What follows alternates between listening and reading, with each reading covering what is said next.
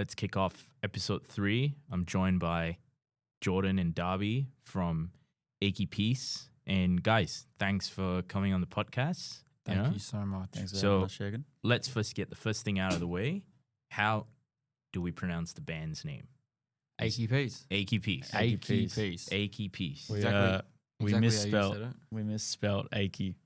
No, That's just the story. we we thought good. that's how you spelled achy. No, that's good because I have been asked before by people who have watched the band and they've been like, is it Achey? Is it? I was like, I'm pretty sure it's Achey Peace, but this is a good opportunity to clear it up. Yeah, well, You've heard it straight from the horse's mouth. So thanks for coming on.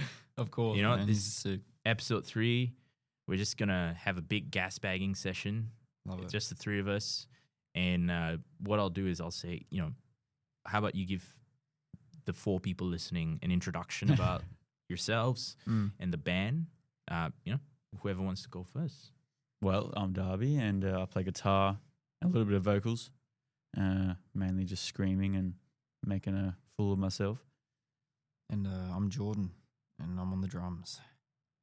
And we And- got Hazel.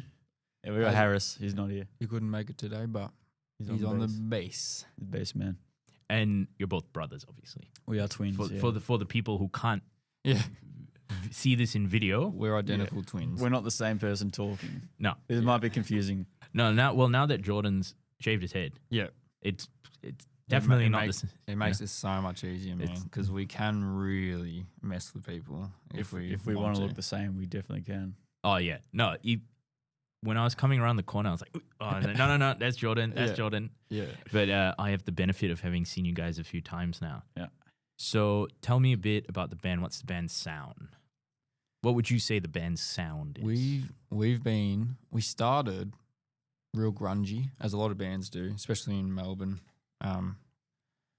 Real grungy, simple, and I don't know.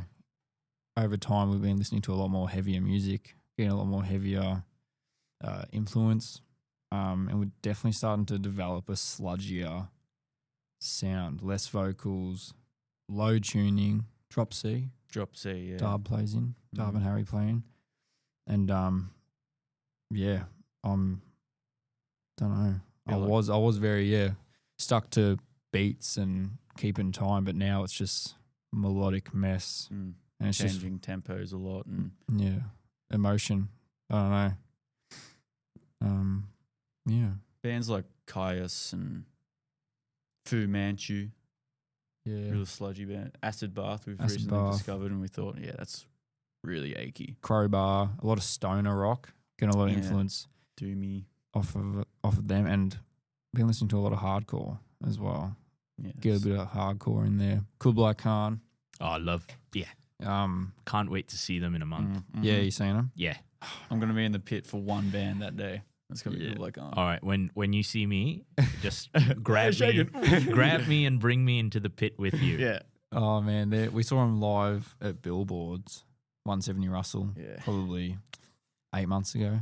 Oh yeah, man, unreal. I think it was a year ago. Yeah, wow. August last year. I don't know.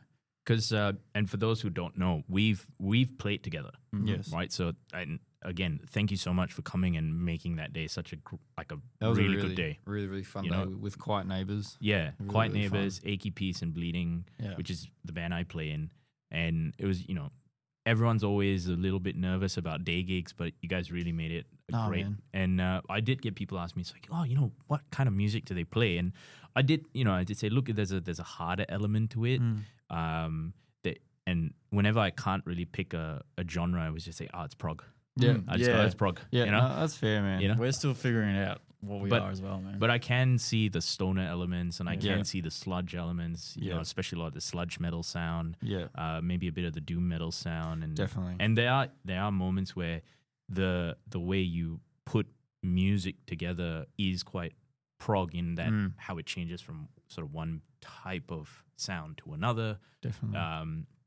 And I can understand the whole idea of moving away from beats and being a bit more melodic, because I may have only seen you guys now 3 times, Yeah. including the gig we played together, but I can see a bit of a change in the style of play. Mm-hmm. We Yeah, love so- it, man. It's just as soon as we found, I don't know, that, and we started writing songs like that, we're like, wow, this is fun. This is what it's meant to be. Yeah, it's what it feels like. I don't know, we kind of lose ourselves on stage, as you might know. We're very different in person, but on stage, man, like, I don't know, you hear some feedback come in or hear the drums kick on and that's it. You get lost. We love it. No, it's good. And do you care if you find? Do you care to find a genre, or do you just want to keep doing what you're doing? It's just what comes out of us, man. Yeah, it's sort of musically agnostic. A bit. It's like doesn't really matter what the genre is. Yeah. If I ever write a riff and think, oh, that's not very sludgy, no, like, I'm not gonna change it. I'm writing that riff and sticking to it, whatever it is. I'll write drums to it and we'll figure something out, man. So- Harry will have an input. Harry will be like, nah, not doing that. We'll do this. Yep, sweet. Well, it's very easy. No, that's really good. So how did you guys like form Achey Peace? Because Well, I mean, apart from you guys being brothers, it doesn't necessarily mean That's that pretty siblings will play together. But how did you know? Like, yep, I want to do this with my brother. yeah. This is the kind of music, and how does that work? Because I mean, I don't have any siblings, but also I can imagine that while you both play in the same band, you must have varied musical tastes in your own listening. Well, it's a good question. Probably when we were like 14, 15, Jordan, I found 21 Pilots. And before that, it was Minecraft parodies. It was whatever was on the radio. I found 21 Pilots and I never felt like that about music ever. And my whole personality was 21 Pilots and slowly became drums. I was really attracted to the drums in 21 Pilots. And in that, found more bands. I was listening to all this music and air drumming and, I don't know, figuring it out, playing with pencils, playing drums with pencils, just air drumming. And I wanted to play with someone, or I wanted to, relate with someone about this. And closest person to me is Darb, obviously. And I'm like, listen to this. I've been listening to this. And eventually I found Nirvana. And that was it from Nirvana. I think I showed Darb Drain You after a shift at KFC. After 12 to 4 on a Sunday, driving out in mum's car. Yeah. And stuff like that you just remember. Like that was just a switch. And then weeks later. You got a drum kit. I got a drum kit. I asked my mum, Mum, can I have a drum kit? Because I was playing the one at school. I was starting to figure it out. Mum's, no. Like, we got neighbours. It's pretty full on. I'm like, okay, that's fair enough. But I just stayed as passionate. I'll sit on the couch, get my 21 Pilots on, get my Nirvana on, grab my pencils, air drum. And I think in doing that every day, Mum saw that and was like, actually, maybe he's got passion in this. So she surprised me. One day I got home in the garage, an Ashton kit. I'll never forget it. It was my own drum kit. It was like, wow. Like bottom of the line, but I just could not care. Like it was a brand new kit. Punched through all the heads within a year. Cracked the cymbals.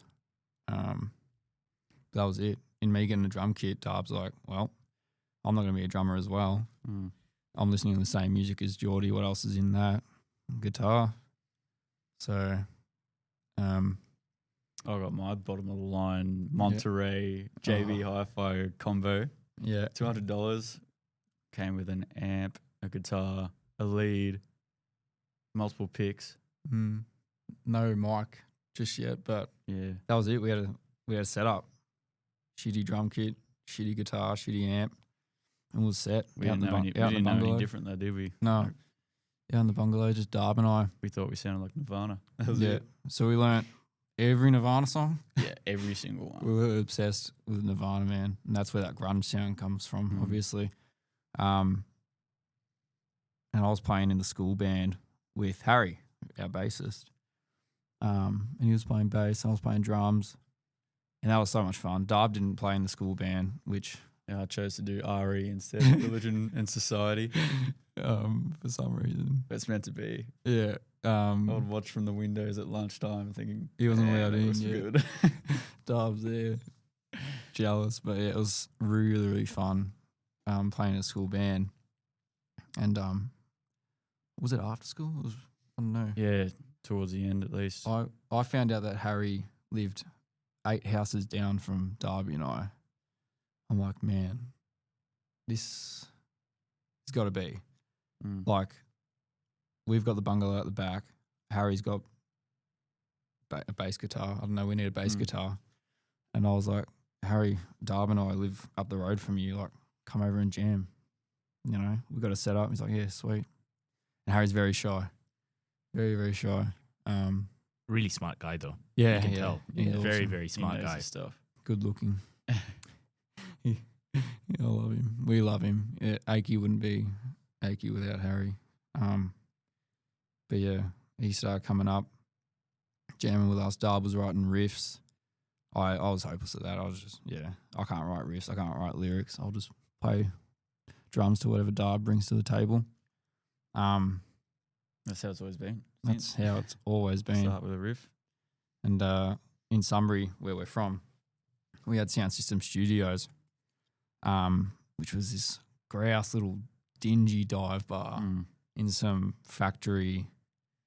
I don't know. Complex. Yeah, so good. And unfortunately, it's not there anymore. Which we don't realize how good we had it, but we knew of the place because we went and saw a Nirvana tribute band. Funny enough, Darb and I we were just blown away. Like, first live band we've ever seen. Yeah, And one of. When was that? 4 years ago, Yeah. maybe even 5 years ago.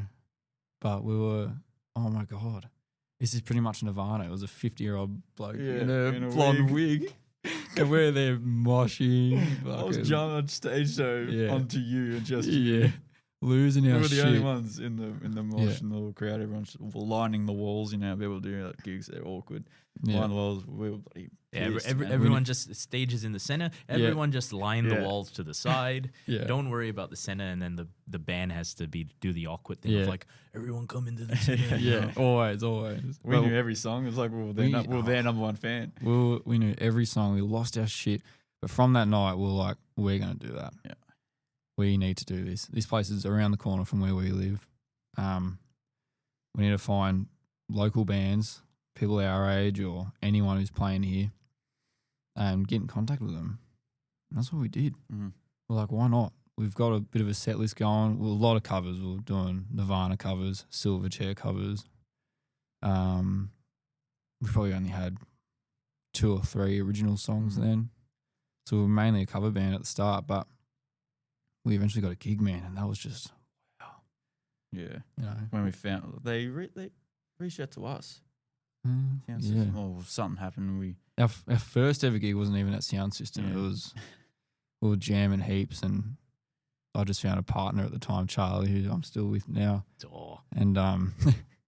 And Charlie's mum's best friend was turning 50, and Charlie's mum was like, "You're in a band, Jordan. Like, you know, you want to play at the gig?" Like, "Oh, we've never played before." She's like, "Well, it's your first gig. Let's do it." And it was in Gisborne, in a backyard under a gazebo. Yeah. Mm. What happened on the way? Oh, Harry's got an old F-150. Yeah. Oh, he's going to get angry if I get it wrong. F-150. I think so. Old red F-150 from the 70s. Such a cool little truck, big truck, but flooded the engine twice on the Calder, which is a 15-minute drive. It really went wrong. And we were stressing, man. Like, we're going to play Like there was this a time lady's we had to get 50th. on. Her name's Raz. She's a legend. It was a really good night, but it was stressful. We're like, man, maybe we're not built for this. Yeah. Like, this is just really stressful. We get there, set up. Everyone's covering their ears the whole time. It's too loud. We haven't got good gear. But it was great. It was our first gig, man. And yeah, from there, we were hooked. Really. We had our first gig at Sound System. We played with Ivy Walkers and Mancrave. Yep. I think it was Ivy Walker's gig. Mm. Yeah.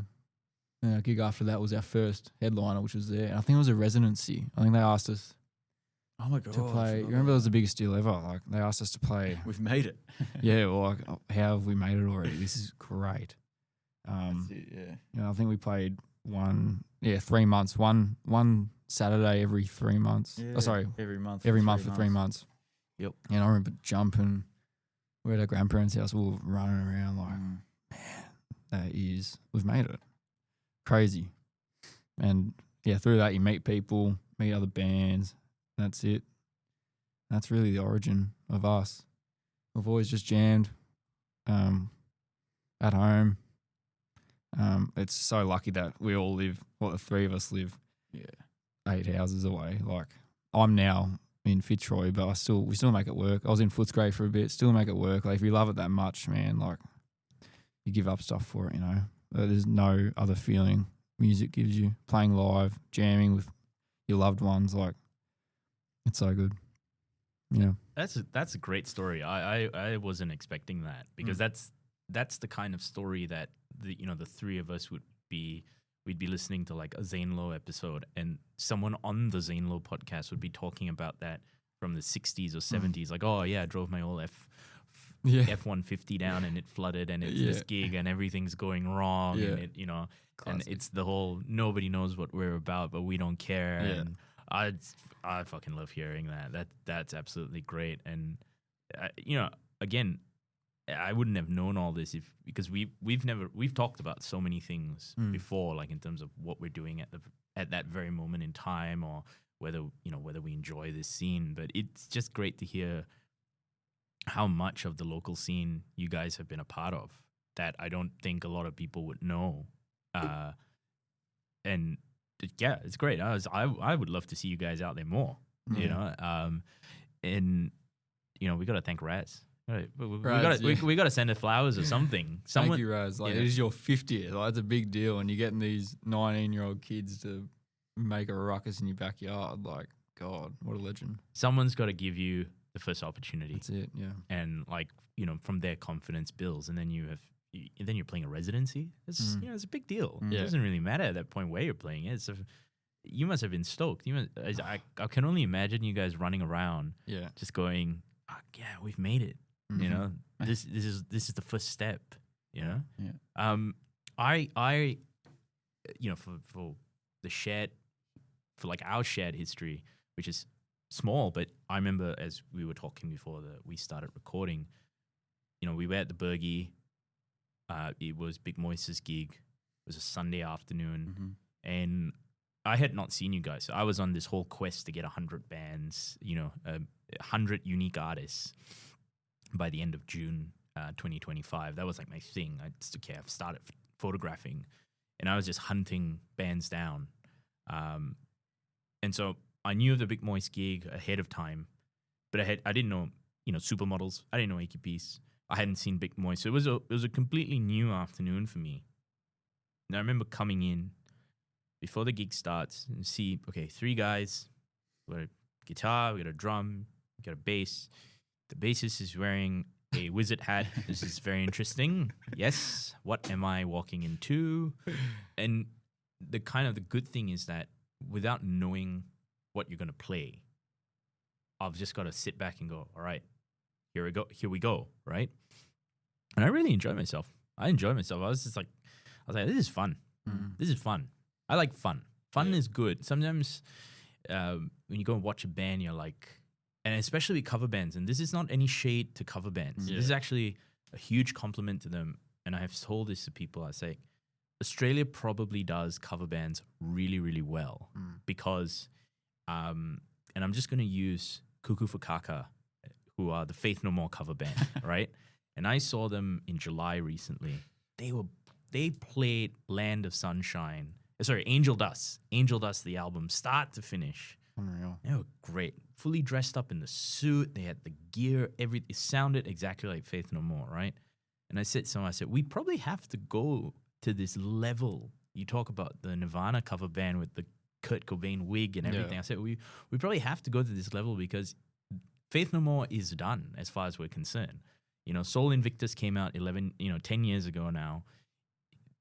Is Faith No More coming back? Probably not. So if anyone here wants to have, a Faith No More experience, it's a cover band that's going to give you that. There is no Nirvana. So if you want to experience Nirvana, that's the cover band is it. Yeah. And I think the cover bands put so much energy into doing it that you go, wow, this, I've seen MTV Plug and now I'm looking at these guys. Yeah. They're not Nirvana, but they sound like Nirvana. They look like Nirvana. So it must be Nirvana. And I think that translates into a lot of other bands. And they bring that energy that they saw from a cover band into their own performance, whether it's an original one or not. But I remember it's like, I don't understand the genre necessarily, right? The first thing you do with a show, you're always like, okay, what genre is this? I was like, okay, it's rock, but what kind of rock? Rock is so diverse. And I think about halfway into your first song, I was just like, I don't really care. This is fun. This is fun. And I remember then, walking, I was like, these guys are really nice, and completely embarrassed myself by coming up and going, I was like, oh, is this your first gig? And I was just like, nope. And we now know where the first gig was, right down in Gisborne at Raz's 50th. But I didn't know what else to ask. I was just like, okay, this is band number 20 something in my long list of bands that I'm acquiring, and they were fun, and I didn't know what else to say other than you guys did really well, and this is this, and then here we are. I've watched you play again. We've played together, and that was fun as well. Yeah. And then being a younger band, well, not that young. In my mind, it was you were a younger band because I was like, okay, well, but you're not. You've got such a huge history that nobody knows about. Yeah. And that energy that you've witnessed, and you talk about, just going off and like having fun. Like, do you still have that same energy when you bring it to a show? Even more. Yeah, every single time. Every single gig, we feel like we, I don't know, gain energy. Something comes out. Like you might have had it's like a Thursday or a Friday night gig. You've had a hard day at work. Like, all right, it's going to be a chill gig. I'll just get up, play my songs. As soon as it just kicks in, something takes over, and I just get crazy. Yeah. I make a fool of myself. I'm going wild. Yeah. I'll make faces that I don't even make during sex. You know what I mean? Like I just lose my mind. This takes my photos of Jordan to a whole new level. It's like, is this his sex face? Is this what Charlie's looking at? This is not what Charlie's looking at. We know this is not what Charlie's looking at. That's what Harry's looking at. Yeah, like Darb said, there's a few gigs that you just remember. Like something might have happened that day where you just I'm not gonna get angry now, but I'm gonna let it all out on stage. Like I was a plumber for a year and a half, 2 years ago. By the end of it, it just broke me. And I remember the day I quit or had a falling out, we played Yayas for Mancrave single launch, Wedding Singer. And we'd never even been to Yayas before. But that gig, I just remember feeling all the negativity just come out. Like it was built up, and just playing in front of those people. It was a nice little crowd. It was a really, really fun night, actually. But I'll never forget it. Like, there's just certain gigs where it's therapy. It's therapy. Like, Darby and I were very angry kids. Very, very angry kids. But as soon as I found drums, I found myself. As soon as Darb found guitar, he found himself. And that's it. Like, we want to do it forever. Whether we go somewhere with it, whether we play big shows, tour, it all sounds really fun. But as long as it's us three, jamming, playing together, I don't know. When it comes to the bottom of it, it's what we like to do. Yeah. We're not doing it just to get famous. Like, people play footy because they like to play footy. We play music because we like to play music. That's it. And big question musicians get asked all the time, like, you get paid? What's the pay like? Like, it's terrible. Well, why you do it? What do you mean, why do I do it? Like, why do you ride dirt bikes? You get paid to do that? No, you put a lot of money into it because you love it. It's the same thing. Yeah. I remember for our gig, the one we played together, for a lot of people who have known me recently, they know I play guitar and they know I like music and they know I take photos and stuff, but they didn't realize I had joined a band, and I'd kept that pretty low key, and I pretty much hassle people and say, have you got your ticket? Have you got your ticket? Have you got your ticket? You're good with that. And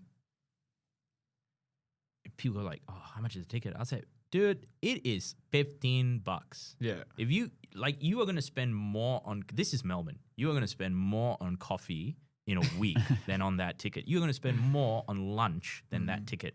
You're going to spend more. You are getting this. This is a freebie as far as I'm concerned. Yeah. And I feel very strongly about, if I go for a gig, I will buy a ticket. Now, there have been times that I've been put on the door, and there have been times where I've been put on the door not knowing that I was put on the door, and then I've still bought a ticket, and I've said, that's fine. Don't worry about it. I've bought the ticket, scanned the ticket so that you can get the cash. And that whole, you talk about, no, the pay is bad. I was like, I know the pay is bad.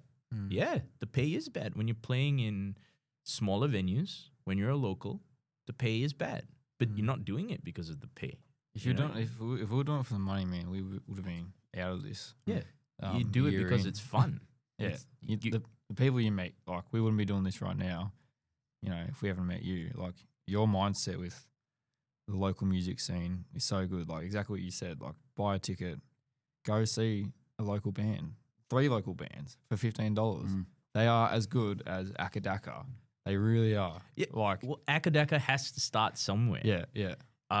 Metallica had to start somewhere. I'm gonna go watch Metallica at Marvel tonight. Great. How much was the ticket? It was $300, right? It was $300. But Metallica have put in so much fucking effort over 40 years. Yeah. They have what I tell people, and this is something I kind of tell people a lot, right? It's like some of the best shows I've watched have been big productions, but they've also been, little acts, little just local acts.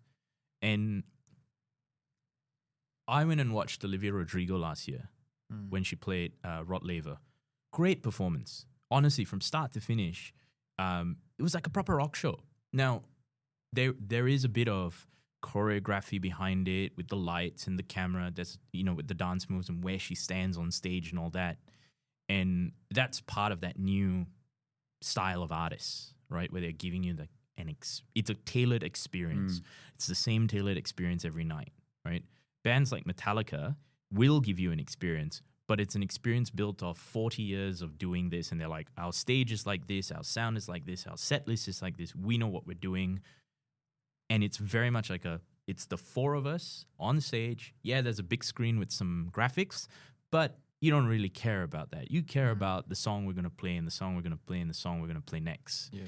Both those shows, now Olivia Rodrigo was 150. Metallica was 300. Olivia Rodrigo in maybe 5 years from now will charge 250. Whatever, right? That's not my concern.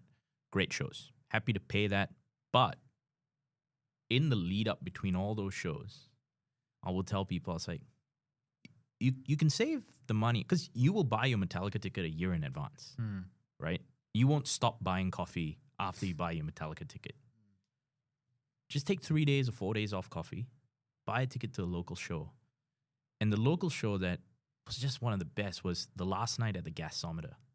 Yeah. I was there, and I remember I had gone to the Bergie earlier that day, photographed, drove home, got home, and then realized, holy shit, last night at the Gas was tonight. Yeah, it's huge. Got back in my car, drove back, and it was one of the best nights ever. Everyone was just going off. Ticket was like next to nothing. I was able to see, for the first time I got to see Poodle play the bass. So it was like he's always at every gig in the crowd, having the time of his life. This time I'm watching him on stage play the bass. Glenn and the Peanut Butter Men, Kmart Warriors, other abductees, Shadow League. It was just a night of just pure punk rock and roll, and it was great. And it didn't cost me next to nothing. Maybe that plus one beer, and it was under what you would pay to go out and have dinner. Yeah. No shade against a restaurant or a food, but that 6-7 hour experience was just phenomenal. And the people you meet, as you say, and it's like, oh yeah, this is what the whole community is about. And so I'm very big on telling people that buy your ticket. Yeah, the Gasso was really good. We did the MDMAs there, the Melbourne District Music Awards, which I don't know if they're hosting this year. I hope they are. But we got nominated for Album of the Year last year, 2025. And what a thing to be a part of. Like, it was great. It was ran locally by local musicians. By local for local. And like the speeches that these bands were giving and local musicians was all so inclusive. Like, we are all in this together. This is great. And it was a really, like, I don't know, special day. There was no I don't know, sourness or bitterness if no one won a reward, or it was just, I don't know, all these people were together for the same reason. I'll never forget what the host said.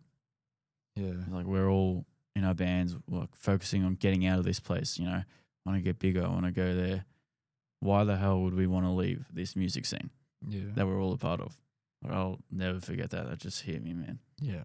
It was, everyone's got dreams, but even if you reach those dreams, you're really going to look back and say to yourself, like, wow, I had a fun time. Like, we're in 3 bands each, Darby and I, and it's fucking busy, but I want to be 60 looking back and being like, we lived, man. Like, I don't know. Every weekend was music. Most Thursdays was a gig and rocking up to work, tired as on a Friday, sore hands, whatever. Like, for the live music and for the scene, get me in 6 bands for all I care. The people you meet, I don't know. It's great. And Melbourne is just perfect for it. The Melbourne scene, I know it's biased, but it's so fun. It's so lively. There's something happening at every music venue on a Thursday, Friday, Saturday, most Sundays. There's always a band playing. I mean, even Monday, Tuesday, Wednesday. Yeah. If you know where to look, you'll find someone playing. Some of the best.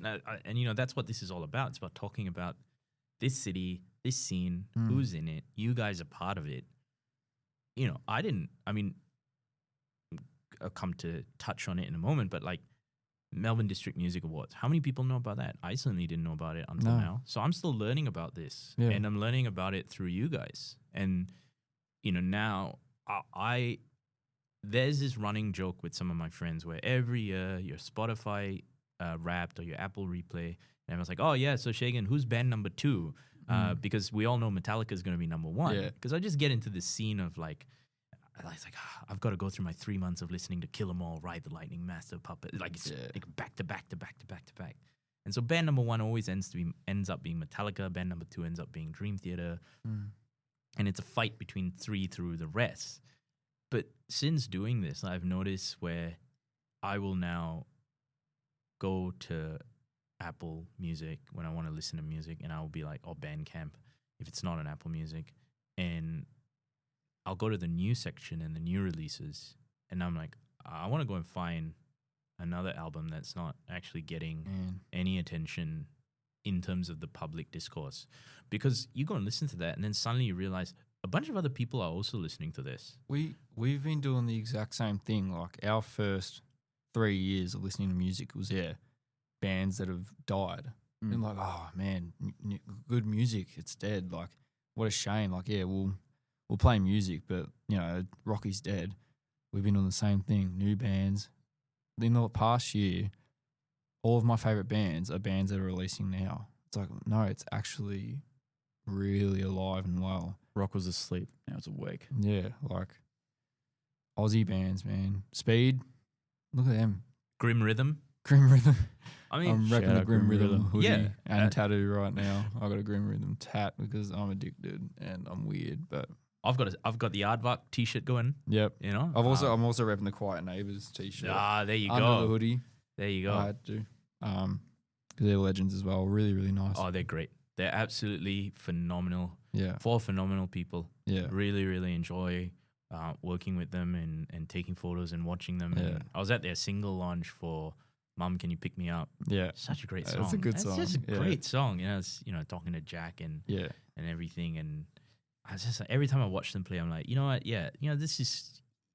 I've heard the trope. Yeah, oh, rock is dead, music's dead. Oh, there's no good music anymore. It's like, dude, there is good music. You just need to leave the house. Yeah. You need to That's go it. outside.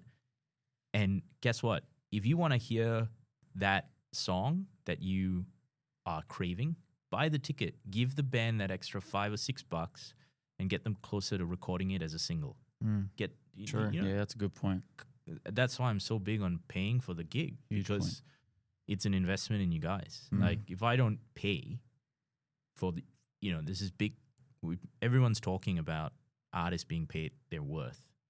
It's nice to see in Melbourne, at least this is what I see in the short amount of time. Please feel free to add after this. Like, I see people rock up. I see people come through the door and put the money where their mouth is, buy a ticket, standing there, they're having a good time. And in all that time doing it, because it sounds to me like you've been doing this just before COVID or just after? Just after. Just after. Playing gigs and that. Yeah. After. Yeah. So you probably are one of many bands, I'm sure, who have experienced the Melbourne scene after what a lot of people are saying is a huge downturn. And so you're part of that recovery, But that's a big thing to be a part of, right? Totally, man. Like, I was actually thinking about it today. Like, after COVID, like, there was life before COVID, then there was life after COVID. And after COVID, people were pissed and people were angry and not themselves, and they needed an outlet. One of those outlets, get behind the fucking drums or pick up a guitar, grab a mic, scream into it, or sing some sad shit. I don't know. I think that's where all these younger bands are coming from. Because we all did, school in COVID, and like, it was just confusing. And like, no one felt themselves. And needed an outlet, definitely. And music helped. And that's where all this sound is coming from, I guess. No, I totally get it. When you talk about the whole, we were angry kids, we've got to get behind an instrument. I mean, that was pretty much my relationship with music as well. It's a lot of the music. I mean, I grew up listening to a huge range. Mum and dad like a lot of different type of music. My cousins, like, who are older than me, like different type of music. And so then when I started listening to that, you always start with listening to what your parents are listening, and then 100%. slowly you kind of find like, your own. you're going to find your own stuff.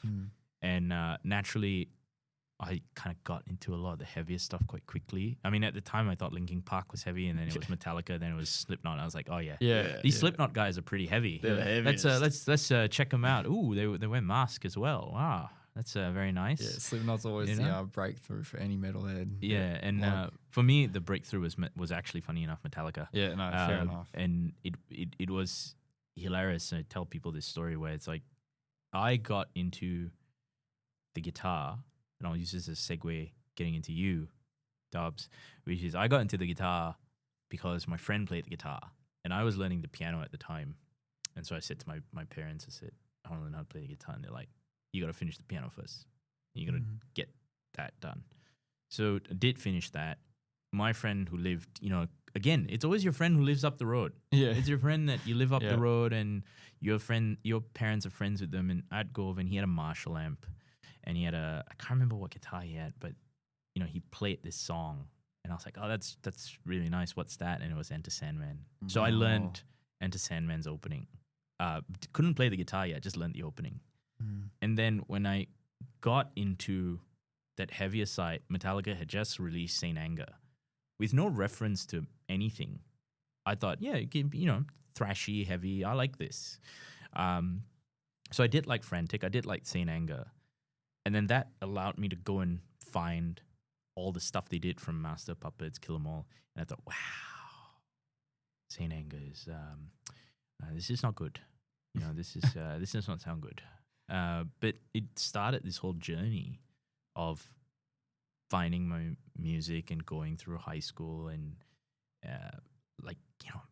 you'd finish school and you finish your homework, and you're like, you just need an outlet, and the guitar became the outlet. It Yeah. was putting on a set of headphones and practicing into the dead of night, whether it was the same riff 50,000 times, was therapy. It was Yeah. therapy before therapy, you know? And we've talked about you, Jordan, and the drums, but we haven't really heard from you, Darby, and the guitars. So, please feel free to share. Yeah, well, like the story goes, Geordie was playing drums and I thought he needed someone to complete the sound. So, yeah, bought that terrible guitar. And, yeah, what was the first? It would have been Lithium or... Smells like, I remember you the first thing you ever tried to play was Smells Like Teen Spirit. Jordan's got this video on the day I picked up my guitar. Oh, man. And I thought I was playing Smells Like Teen Spirit, and the video, you can't even make out what I was playing. Oh, man. I thought a power chord was like, how the hell do you do that? It's such a stretch. Now it's just butter. And now you drop C, pinch harmonics. Mhm. And how does that happen? How does that come from bloody Yeah. learning Nirvana and Layla? You learnt Layla. on your Yeah, that first was quite songs? early. The hard one. Yeah. I Speaking don't know. of. Wearing an Yeah, Eric Clapton shirt. rapping the Eric Clapton. Well, it's funny you talked Not so about local. not so local, but I think wherever you draw the inspiration from, it's how you channel it into the local scene, because you got to start somewhere, and you always start locally, right? Yeah. And it's just great to see you guys having such a broad history that a lot of people maybe aren't aware of. Being nominated at the Melbourne District Music Awards for Album of the Year, your self-titled album, going up against people like Tudor and My Giddy Aunt, Yeah. working with other musicians, being in multiple bands. It's great to hear that there are young people, younger than me at least, who are like, nah, I want to be a part of this. I want to go and jump straight into it, play to 5 people. And I think that's what I love the most, is that you will look out and whether it's 5 people or whether it's 50 people, whether it's 20 people, 100 people, you guys just bring this great vibe. And I was like, this is so good. I can just get lost in it. Yeah. But you mentioned pinch harmonics, and this is for the nerdy guitarists who are going to be listening, because I have to say, I love a good pinch harmonic. Like, whenever I'm mucking around on the guitar, I always try to sneak one in. But I am in awe of your pinch harmonics. Thank you. Like, whenever you hit one, I'm just like, fucking hell. Yeah. That is per fucking perfection. Thank Like, it is sharp, it is loud, it is just, I was like, fuck. Yeah. And through a Gibson Les Paul and a Marshall, it just sounds It's beautiful. fucking perfect. It's like, I'm honestly in awe. Like, you could just stand there and just do pinch harmonics all fucking day, and I'd just be like, yes, this is better than sex. Yeah. I agree. It's so good. Like, everyone, the past like 10 gigs, Yeah. 'cause our whole set is heavy now, and there's pinch harmonics in everybody's second Yeah, I song. sneak them in. Even if like in the recording there's none, I'll just Yeah. do them. So add that much to a song, but yeah, past 10 gigs, you have someone come up to Darb after a gig like, man, what were those squealing noises that you were doing? People don't know what they are. Fucking little pig squeal in there. Like, Darby Davis is going to be remembered as the person who created those squealing noises. Yep, I'll take it. Who's Eddie Van Halen? Darby Davis is all we care about. who's Dimebag Daryl, man? No one knows him. Got nothing on Darby Davis. No, it's great. And it's like, it's great to see how your sound evolves, and that you're not I like that you're not tied down, and you box yourself in, Man. and it might lose some people along the way, but I don't think that really bothers you guys. Oh, Does it? Not at all. Like, I've been hooked on Wolf Mother at the moment. Like, and I'm like, Darb, on the way, listen to Wolf Mother. I want the next album to sound like that. You know what I mean? And then next week I'll be like, actually no, let's do a folk album or something. Like, why not? Like, who made that possible was King Giz. Yeah. Like, it was unheard of. And then King Giz out of Melbourne was like, no, we'll make a metal album and then a folk album. Whenever you think everything's been done in music, King Giz will just do something Yeah. that And they really changes it. allowed us to get rid of that stress and pressure of being like, oh no, you have to be a rock band or you have to be indie. Why? King Can't just did it. Can't you just play whatever the fuck you want, and people will enjoy that song? They won't enjoy that song, but then they'll love that song, or people will just love the whole variety of it. Like, there is just no rules to it. You're up there for 45 minutes. Leave people, I don't know, wanting more or shocked or confused or like, I don't know. But it's all part of it. It's all part It's of all it. part of, I mean, we played. Did people, people say, oh yeah, we loved song number 1 and song number 3 and the last one. It's like, great. It doesn't mean anything about songs 2, 4, 6 or 5 or any of that. Just people will have their preferences. Yep. I certainly have. I'll be like, it's like, oh yeah, they're about to do that drop now, and it's like, Yep. Darby will start stomping his foot on, and you'll be making your face after face, and Yeah. I'm like racing to capture it. Yeah. And I'm trying to get Harry at a moment where it's like, oh yes, he's shown some emotion now. He's tipped that wizard hat a bit down. Yeah. But that's part of it. And then you look around and you're like, yeah, everyone's here. Everyone here is vibing it. Yeah. Nah, it's sick. That's what it's all for. It means so much because it's like we're putting our heart and soul into it, and we love it so much. To see anyone just tapping a foot to it, something we created, it's like, oh my God, that's special. It makes that chain reaction as well. I've always said that. Like, if we're giving our energy and the audience is giving their energy from us giving energy, it sort of like radiates and it Just goes back it's and a forth. feedback loop. It's a very loud conversation with no words. That's a good point. And how would you describe, because you're coming out of, you're a band, you're a post-COVID band. If we have to draw a line somewhere, you're a post-COVID band, For right? sure. And this is not about prosecuting COVID or anything or talking about that. It's just, as you said, there's a life before COVID, there's a life after COVID. For different people at different age groups, it all means something very different. But as a band, you're coming out of COVID. You're coming into a scene that's rebuilding itself. How would you describe the current Melbourne music scene in each of your own? Because you may be identical twins, but I can see already you see things quite differently as well. Yeah. You'll hear so many bands. There's a new band every week. You know what I mean? It's hard to keep up with them. And you'll hear them around, and next minute you'll have a gig with them, or you'll go and see a gig with them.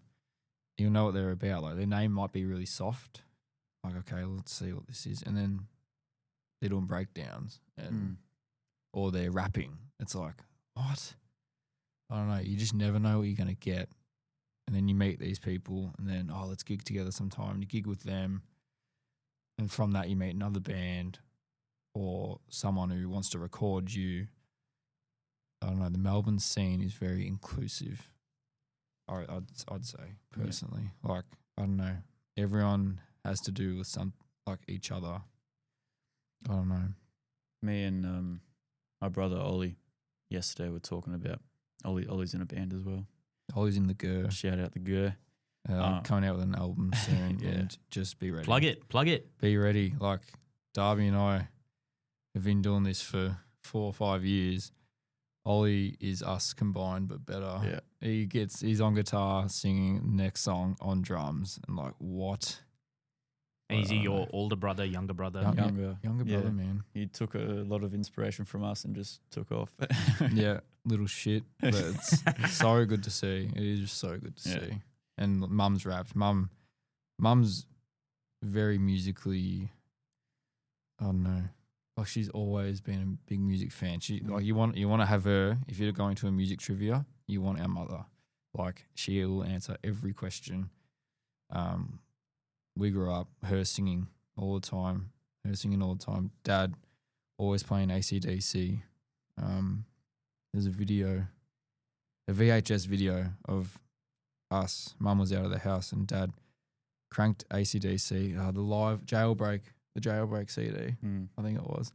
And he'd crank it and he'd wet our hair and spike it up, give us mohawks. And I'd grab out the pots and pans, and we were, what, 3 or 4? 5? Yeah, 5. I'd grab out the pots and pans and Mum's wooden spoons, Darby would air guitar. And it's just this, we only realised this 2 or 3 years ago, this massive full circle moment. There's a video of me breaking Mum's wooden spoons over her pots and pans, but I don't know, I guess it was really drilled into us. early on. And mum and dad didn't play instruments. They just loved music. Yeah. Like when dad was our age, he was stoner, Pink Floyd, everything Pink Floyd. And now Pink Floyd's quickly become like one of our favourite bands. I listened to bloody 6 Pink Floyd albums yesterday Yeah, there you go. at work. But we haven't realised that it has been drilled into us from a young age, which we're very, very grateful. And mum and dad never tried to make us play instruments. I don't know. Mm. It's weird how it's all happened. Again, like I'm sure you must have heard conversations like this where it's like kids are growing up and they just have iPads or iPhones, and it kind of demonizes the technology around it and a very different style of upbringing. But you don't hear that as much anymore, where kids are just, it's almost like destiny for you, Jordan. Yeah. That you were going to be a drummer from day one. Oh, man. It's like, I'm 3 years old, but get me the pots, get me the pans, and get me this particular wooden spoon that sounds like this on this pot. Yeah. No, it's great, and it's good to hear that you find the scene diverse and inclusive. I think that's always a big thing, because, I mean, a lot of people, I find, they don't know where to go. And I think for me, really, the camera has been a gateway to finding new people and meeting new people, because I try not to do one type of genre or one type of gig. I keep trying to find different bands, different artists, solo artists, 2-piece, 3-piece. I don't really give shit, right? I've been asked, like, have you been to a gig where you don't like it? I was like, no. I've probably been to a gig where I didn't understand the music, but I'm not there to understand the music. I'm not there to necessarily enjoy the music. I'm there to photograph it. And if I go in there saying I don't like this, blah, blah, blah, then that's going to carry over to the photos. But what I have found is that it is a very inclusive scene. Can things get better? Of course, things can always get better, right? You can have 20 people through the door. I'd love to see more people through the door. But I think it's good that, I photographed a gig like a week ago, and it was like this debut gig for a punk band. They're like kids, man. Cool. Like really young, you look at it and you're like, can you even drink? Yeah. Can you even drive? Yeah. Are you even allowed to do things? Are you allowed to have a say in this democracy? And they're playing like these punk songs, and you're like, yeah, punk's fine. Rock and roll is fine. The kids have got it down pat. They're fine. It's so cool to see, like, what was the band? Crashing the Same Car Twice. They were young. From Footscray. Yeah. Who was the band on Self-Titled? They're Human Crayon. Human Crown. They broke up, but they were a bunch of 15-year-olds or 16-year-olds. And I'll bring up Self-Titled. Self-Titled Records was a radio station in Sunbury, hosted by Zach Main, which was really another really cool thing to come out of Sunbury. And he has bands on every Sunday night. Quiet Neighbours were on. But he'll just do an interview. The bands will play 2 or 3 or 4 songs. And he had this band Human Crayon on, and I was in the city. Zach reached out to me like, "Hey, this band Human Crayon have just rocked up. They don't have a drum kit. There's nothing here at this. This radio station is hosted at Asylum, Sunbury Asylum. Yeah, the Sunbury Asylum. There's not an instrument there. Everyone's got to bring their own stuff, and obviously they didn't. They didn't know that. Yeah, because they took the train in. They're not going to bring a drum kit on the train. Yeah, from Footscray and all that. And like, Geordie, can they use your drum kit? Like, yeah, shit, no worries. So I quickly get home. The show starts at 9 o'clock. It's like 8:45, 8:50. I rock up. They're all waiting outside the asylum. I'm like, hey mate, how are you? Yes, sick. All right, thanks. Start raiding my car. They're only like 15, 16. I'm like, all right, shit, let's go, quick.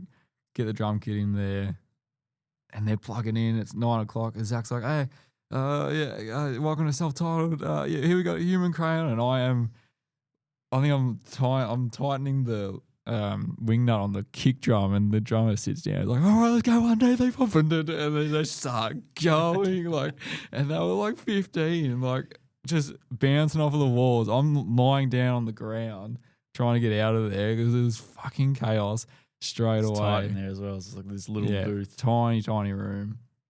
So yes, the kids are all right because I don't know, stuff like that. That was a really cool night. A really cool night. I had no clue what they were getting themselves into, but they knew rock up and everything will be all right. I don't know. Really cool. That's fucking awesome. Yeah. I've like that's the stuff that I want people to hear. That is happening. And then I can basically shout at them and say, you should go and support these people. Yep. You know, do it. Like, come on. And I think there's just this whole, like, we've come to this point where it's like, oh. And again, no shade to Olivia Rodrigo or Metallica. It's like, it's so easy for people to say, oh my God, Metallica is coming to town. I can't wait to go. I say, yes, I can't wait to go either. But that's a year away. Yeah. And there's a lot of music to be heard between then and now, you know? So you should go for a gig. You should go and watch a band. I mean, the number of bands I've heard, Quiet Neighbors, yourself, Aardvark, I can't list them all. It would just be unfair, right? Grim Rhythm, Scarnon. Yeah, another great band. Oh, yeah, man. Out of Sunbury, we're very big Scarnon fans. They're insane. They're nuts. I've always said if Scarnon doesn't make it out of Sunbury, no one does. Yeah. I stand by that. We somehow still haven't gigged with them, but they are good boys. They're funny, and the music they make is just what you want to hear, you know. Well, what's it? Jack and Darren? Yeah. Jack and Darren. Daz, and Sammy. Sammy's on bass now. Sammy's on bass now, yes. They've got Sammy on bass. So Jack, Daz, and Sammy. Yeah. You know, Jack and Daz, the son and father, yes. which is so fucking cool, man. Oh, it's amazing. Yeah. It's amazing. I photographed them at Last Chance a couple of weeks ago. It's just great. And I told them, I said, I saw you guys at Maximum Rock, and that was my first time watching them as well. Was it? Yeah, that's right. And they opened. What a bloody opener. Fantastic. Sounds so fucking good. And like ran into both of you guys outside as well. Of course, yeah. We couldn't not be there. Grim Rhythm, Willies, Scarnon, all in the one lineup. Yeah, Hot Machine, Child, Legs Electric from WA. Yep. You know, that was a great night. That was so cool. cool. Willie and everyone put on such a great show. What a venue as well. That would be a dream to play there. Max Watts, really, really cool. Intimate, but like, feels huge. I don't know. It's really it's an 800 person venue. There you go. Yeah. Like if you Google it, I think I'm just to make sure, you know, we're all about facts here. Yeah. You know, can't get that wrong. Pull it up. You know, let's pull up venue or forum. I don't know. The forum would hold more, but imagine playing the bloody forum. The forum would hold I think Peach Fuzz just played the forum, open for 850 for the Melbourne venue. Max Watts. Yeah. Let's see the forum. Let's see where. Have a guess. I'm guessing because it's got upstairs on. Maybe not. I'm guessing 1,300 or 6,000. What? So I forget how big the forum is. You could do 800 people seated or 2,000 people standing. 2,000. So So the future holds for Achey Peace at the forum. We can get it done. Achey Peace at the forum. Just be like shaking. You bought a ticket? You bought a ticket? Yeah. Fucking just run around. Bought a ticket. We'll do an album launch there. We're still trying to think of where we want to do an album launch. But yeah, we have an album coming out. Yes. Hopefully early. And early next year, early 2026. Well, I'm glad you brought that up because I want to move on to the next part, which is what is coming up for Achey Peace. What's happening in Achey Will? We are hard at work behind the scenes. We've filmed a film clip for one of our singles in this album that's coming up, and fine tuning that. And we got someone making an album cover, and we're just going around, just figuring everything out, making sure everything's good. And, getting whatever gig we can, really get our new stuff heard. Yeah. Oh man, like people, what was that? What was that song? Well, you'll be able to hear it soon. Yeah, it's gonna be crazy. Like, okay, to get it out. Like we were talking about before, the contrast, the difference our music has done. The change it's made. We got that album, that EP out last year. Our next album is just like so much different. It's like, very, very different. Like if anyone asks, like, are you on Spotify or anything? We I'm are like, sort of- yeah, we are, but just wait a few months. Wait a few months before you listen to us, because you're going to listen to our old stuff. And our old stuff, man, well, it wouldn't be us without that, obviously. Yeah. But I think every band's the exact same. Like, I don't listen to our old stuff. Yeah. But some people, I don't know, our old stuff, you hold memories. I don't know. We're like, we cringe at it. Well, no, we don't. I've heard some good stories that, you know, Um, our friend had their first kiss with their partner to one of our songs, Wyvern. You know, Yeah. it's just sentimental things like that. small stuff. It's like, no, actually. We didn't write it thinking that would be the case, or Although we were younger when we wrote that stuff, and it's not stuff we'd write now. People are, do make memories. I do like the image of someone having their first kiss. Very Yeah. intimate, very romantic. And then Yeah. Darby's pig squeal Yeah. just comes out of nowhere. It's like, let's just move in for the kids. Yeah. No, like, this what was next that? song, this next song is definitely not first kiss territory. It's root territory. Next level.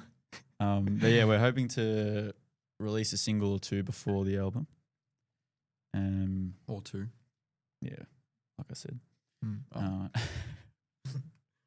Maybe, yeah, I don't know, sometime early next year, hopefully everything's out for everyone to listen to and take in. So how does a song? So coming back to the new album, it's great to hear the new album's coming out. Full album, not an EP. Full album. 28 minutes. Yeah. Full for these days. People get too bored now. They Nah. want a 45. Fuck. How many tracks? 7 tracks? Yeah. 7 tracks. Yeah. Oh, and don't worry, I'm not going to ask too much. Want to keep the surprise and all of that. No, Just, of course. but when the three of you sit down, how does the process for Achey Peace work? So, who is that? Does anyone particularly lead it? Is it pretty collaborative? How do you guys work towards creating your music? 90% of the time, Darby, we'll all rock up to a jam, be in our work gear. Darby will be like, right, thought of this today. No worries. Boom. I'll write drums to it. Haz will figure out the root notes, bass notes. You're like, actually, no. Try this. Oh, you will be like, yeah, sick, no worries. And play through it until it's a song. Like, I don't know how else to really explain it. It never ever starts with lyrics or anything, Like we'll have a full song, full structure, everything before I even think of a lyric, which is mainly why this next album has like minimal lyrics, because we'd write the song and I don't know, we either just wouldn't be bothered or we thought it just doesn't need lyrics. Yeah, it's not even that. We can't figure out where to fit in lyrics. Yeah, Like, there's no. there was so much going on Yeah. anyway, like that it just would have been too crowded with lyrics, I thought. Yeah. And like we were saying about King Giz, how, we think, it's got to have lyrics. Well, no. People like Grim Rhythm. Fully instrument. They didn't even have a vocal mic on the stage, and they don't say a word the whole gig, and you just get lost in it. Yeah. Imagine they did have vocals. It just wouldn't be the same. No one listens to classical music waiting for someone to start singing. That's So right, why yeah. should Point you right have to there. listen to anything? Exactly Pop, right. rock, soul, jazz. Why do you have to listen to Yeah. anything expecting lyrics? That's what I've sort of learned. Yeah. I Doesn't need remember being like, like now when you watch a movie and the trailer comes out, there's this thing where the trailer music is actually just someone's song, Yeah. right? And yeah, Some like intense and shit out of this it, is a bro. very Guardians of the Galaxy thing. I didn't notice it prior to the first Guardians of the Galaxy, where they used already established music as the trailer music, Yeah. and then other films started following that. This is just at least how I remember it. I'm sure other films have done it before that, but it just seems that if you had to draw a line in the sand, films don't start using already released tracks. And then the trailer has like lyrics and everything. But I remember a time where you would listen to a trailer, there was no lyrics, it was just music in the background and then obviously clips from the movie, or you would go into the movie and the songs would start, the opening scene, no lyrics, nothing. The movie would end at the end. Not necessarily you would have any lyrics as well. Nothing. You would just sit there and just enjoy the sound. And you would then go and listen to the soundtrack, and there's barely any sound. One of my favorite soundtracks till today is the soundtrack from Gone Girl, and it's because it's done by Trent Reznor. I gotta watch it. I've been meaning to watch that, man. Like to take a break from music, Yeah. gotta watch Gone Girl. I've told Lara, right. my girlfriend, like, can we please watch that? She's Yes. just never in the mood because it's like apparently a bit depressing, whatever, a bit dark. It's not. It is dark. It is dark, depressing. I don't know how you're gonna look at it, but I came out of it going, "Fucking hell, that was brilliant. That was some good shit." And I'm a big David Fincher fan from a directorial perspective. I really like how he frames movies and the color grading and all of that. And I try to, again, this is not about me, but I try to bring that to photographing you guys. But the music doesn't have any lyrics. Why do you need lyrics? Yeah. And no shades. Lyrics can be very powerful and can take you places. Yeah. Only when it needs it, though. Like, you don't feel like you have to put them in there. Yeah. Just another instrument. You know what I mean? Yeah, that's how we've always really seen. And I like that. Just another instrument. Yeah. You That's don't how- always have keys, Yeah. or a harp. You don't always need vocals. Royal Blood don't have any of that. Oh, Royal Blood is sick. 2 guys, Yeah. bang, Yes. let's go. They're really good. It's funny that you say that. Darby and I were talking about it yesterday. Soundtracks of movies, like when most movies, when they do use a song, they'll cut it off or like they'll cut it halfway. they do bad They'll do like a cuts. bad remix. Be choppy. Like whenever I listen to a song myself, I always picture a scene. And I make up scenes in my head, and I'm like, if I was a director one day, I want to make a playlist and pretty much just play the playlist from start to finish and make a movie to these songs. Like, I don't know, I always picture a scene when I'm listening to a song, and it'd just be criminal to cut it. I'm surprised I don't see it more, but yeah, Guardians of the Galaxy, good one. Great soundtracks. Yeah. They use Alice Gonna feel Cooper. me. Alice Cooper's Rainbow, something. I'm Trying to- always I'm trying to remember the always song chasing. that I they think use. I think it's I'm always chasing rainbows, and it's like it is so good. Guardians of the Galaxy, really good for that. Great soundtrack. And so you've got the lyrics coming at the end, and we talked earlier about your sound. It's kind of evolving. And would you say that some of the, because you've got your EP out, which people can go and listen to, Yep. right? And it's got songs like Wyvern, which is First Kiss territory, as we now know. It's like, I'm going out on a date with someone, and we might kiss for the first time. Have I got the song for you? Yeah. Right? Fast forward to minute 30 seconds in, when Darby puts his pinch harmonic in. That's what you really want to kiss to. Yeah. But do you still, you said, as you said, you don't want to necessarily write like that anymore. Is it a concerted effort? And do you find yourself like, oh, we're writing a little bit like our previous stuff, and then you try to push yourself away, or is it, or have you just naturally found yourself going in a new direction? I don't know naturally, how, I don't know how it started. We're still writing like softer things. Like, I'll just play anything. Like I said, I don't feel any pressure to follow a genre or any rules. I feel like this next album, after the one that we're releasing, is going to have a mix, sort of, again, instead of just being constantly. Yeah, Darb's very Heavy. diverse, very, very diverse with the guitar. Like, yeah, you'll write some real sick headbanging shit that you want to listen to when you're angry, and the next riff you'll come up with will make you want to cry. I don't know. That's kind of the point of music, isn't it? Yeah, it's very special. I think it's a talent that not a lot of guitarists hold, that diversity. And we've only got the one guitarist. We used to have Brandon on guitar as well for a year or so, Yeah, doing some lead. and he helped with the first EP. Yeah, I don't know. Achey is just Achey.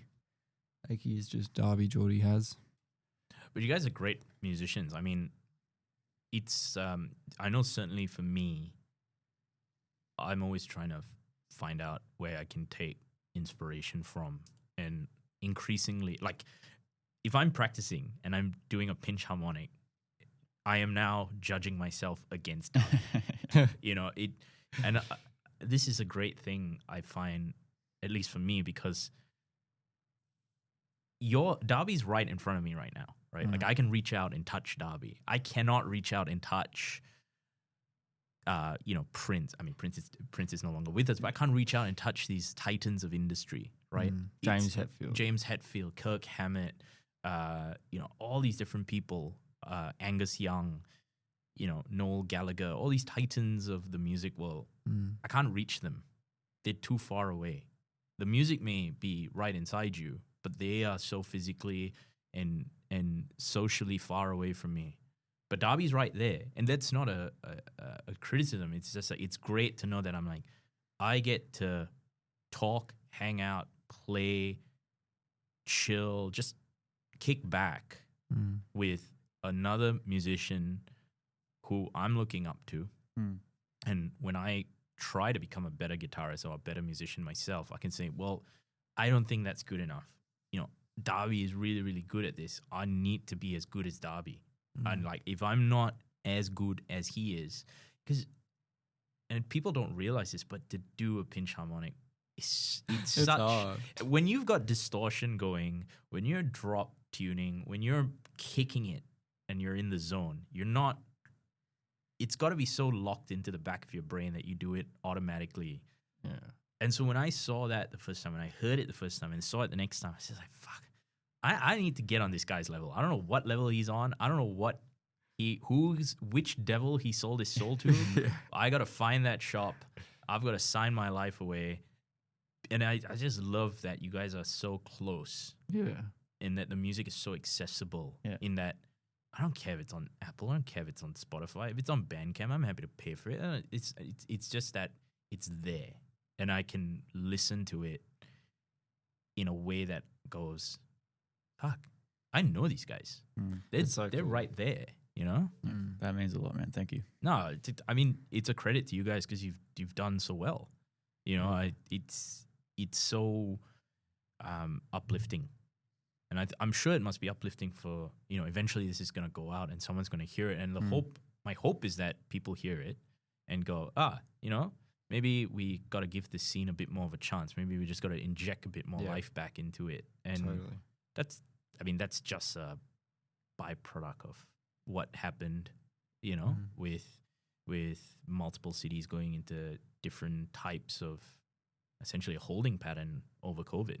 But it's good to know that it hasn't stopped you guys. If anything, it's kind of like, I feel like it's kind of energized you guys. Yeah, it's fueled it. Yeah, definitely. I don't know. The amount of emotion we give into this and whatever this is, it's just us. It's just us. I don't know. Like, I couldn't imagine us doing anything else. There's that many hobbies in this world, but this is more than a hobby, Like, we live our lives to do this. Listen to music all the time.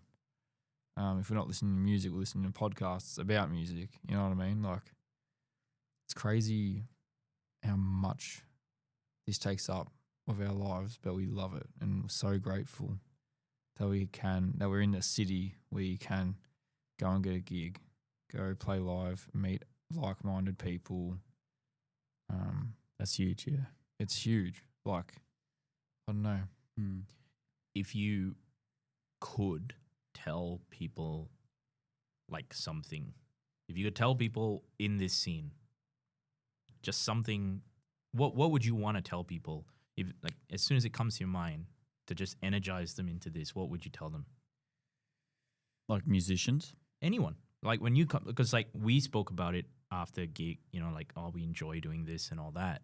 But, it's most of the people who come are just the average punter. Yeah. And is there something, what would you want to tell them to just hook them in and just make them a fan for life? Not necessarily of Achey Peace, but of just local live music. Exactly what you do, man.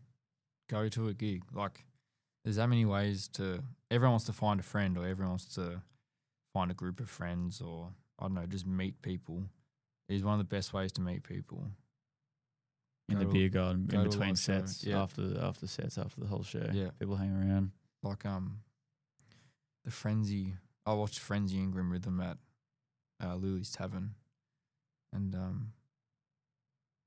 they came up to me before the gig. Frenzy came up right before they went on, was asking me for a lighter. I'm like, fanboyed a little bit, but like, no, they're just another Melbourne band, like about to go on stage and they want to dart. Like, that's so normal. I don't know. Yeah, I don't know. It's a great scene. I don't think there's anywhere better. And like I said, it's biased, but I think we've just found ourselves through it. That's why we're so passionate about it. It's fucking great to see that. I think, and that is going to energize a lot of people listening to it when if they know that there are 3 other guys who are like, fuck, these guys got a fire under their ass. Yeah. I better find mine again, or we need to work harder. I think that kind of focus and discipline, which are not words people necessarily want to hear when it comes to this, but that kind of focus and discipline is what musicians really need to just, go to the next one and the next level and the next level. And it's great to see that you guys have that. Yeah. And it's natural for some people. Like, we knew you as a photographer, and then you said you want to open for our band. We're like, what? You had a band? And then you were a showman. Like, we'd never even seen you play guitar, but you just owned that room, man. And you're a really good guitarist as well. Like, it's just I look up to you. yeah. But that's only because I was standing on the stage. I don't know. It's definitely natural for some people, and it's so cool to find that. Like, we didn't think it'd be natural for us. Like I said, we're angry kids. We're very shy, but we're not like how we are like right now when we're on stage. Like, we are truly ourselves on stage, and it's really sick for anyone to find that. And we don't leave anything behind, sort of thing. Like, But like, some people just love the music scene. They won't even play an instrument. They won't even pick up an instrument. They'll love just going to gigs and being in a crowd, like meeting the bands, meeting the people. I don't know. Just being a part of it. Yeah, photography, like what you said, you're part of the scene. You know what I mean? People who make posters, you're part of the scene. Like, it's not just the musicians. People who book the gigs, the pubs and the bars themselves, the venues themselves. The scene is bigger than just kids playing instruments, I don't know. There's a lot more to it. The rest of the scene makes our band a 4-piece. You know what I mean? Yeah. Yeah, I guess. Producers. Not just us. I don't know. Guys, thank you very much. No, We're going to park it there, but it's not the end. So for people who are trying to get into Achey Peace, where can they find you? Everywhere. You can start on Instagram. If you care about that. Achey Peace. We're on Spotify. I think we're on Apple Music. Yeah, we're on YouTube Music, Apple Music. Which we should really know, but we're just all about jamming and getting the music out, man. Like, you won't find us on TikTok. Not that there's anything wrong with being on TikTok, but I don't know. It's all in the music, man. And we are in early November now. Yes. This will go out in about 2 weeks' time. So any gigs planned that people can pencil in as soon as they hear this? We're playing a Dole Night soon. When's that? Oh, that's right. 26th of November? Yeah. Or the 24th? It's whenever that Wednesday is. It's the Wednesday of that week. Playing a Dole Night at the Tote. Oh, So there we go. That Wednesday night, yep. Come along. But So- other than that, we're heads down with this album, man. Can't get it out. We really want to get it out. I definitely can't wait to see it. All right. I am going to play us out with one of your tunes. Oh, God. So, this is the First Kiss special, Wyvern. All right.